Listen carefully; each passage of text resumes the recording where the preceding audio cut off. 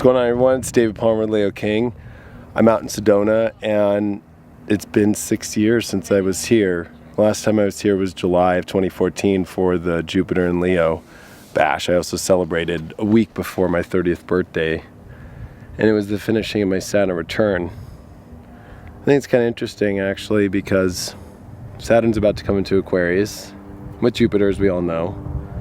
I was born with Saturn in Scorpio, so this is my square point coming, which is every 7 years. So I'm not gonna lie to you. Right after I left Sedona here, I went through the hardest time of my life. 2015 was really rough for me, and dealing with mental health issues, anxiety, and a lot of it came from doing a horoscope every day and doing 3 to 4 readings a day. And that was when the television part kind of restarted for me after being in reality television, and so, but being an astrologer only and not a reality star and going on shows. So it was like a lot all at once. I was living in downtown Hollywood. But coming out here, there's something about the vortexes that of Sedona that always realigns you with who you are, and it tests your fears, believe it or not. That's what I at least experienced. Maybe because I'm Saturn Scorpio, I don't know.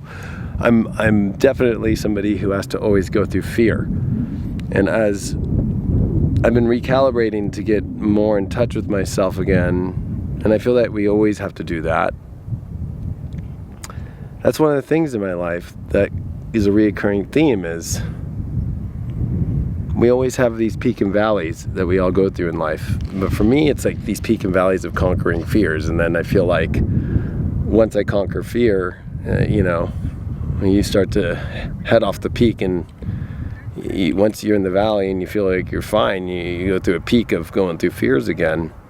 My fears have changed. I don't have anxiety anymore of anxiety, or panic attacks about panic attacks. Right now, I think my deepest fear is, can I still do the job that I do and still be the person that I am? And I think that maybe the deepest fear, and maybe because Aquarius is coming up with Saturn, is that fear of like what others think about me. So, and it's weird because I really am not somebody who holds back much, right? Like, I just am who I am, and I don't care. But that fear of, like, especially with the way that the political atmosphere was, or being judged by what memes I put up that make me laugh, or, I think the weight of holding a business, especially a corporation that's a media network and a TV studio and a personality, and having employees and having just a blessing of tens of thousands of customers, and it's been like hundreds of thousands over the last 8.5 years, that the weight that comes from continually having to go through the evolution of that process is something that I fear if I'm going to be able to continue to grow all the time. And one thing I can hopefully teach people is I was here and I've been tapped in here, I've been really thinking like, hey, every part in our journey and of our lives, it's when we take that risk to get over the fear, it works out even better than we thought it would. And so just even to get where I'm at today, and to be sitting here right now, to even be filming this video 6.5 years later, and then I was like, am I gonna be able to keep growing? And I didn't even have the app. I built the app right after that in 2014 in November. So there's nothing really to fear in life. And I think that right now we have to get back to the center of ourself and just be ourselves and not worry what others think, and continue taking those risks, which the major risk is just getting over fear and not being able to receive the love that we know inside will bring us our greatness. We have to get rid of those blocks. There's a lot of blocks right now, I feel, in the collective, especially about receiving the good stuff, receiving the blessings.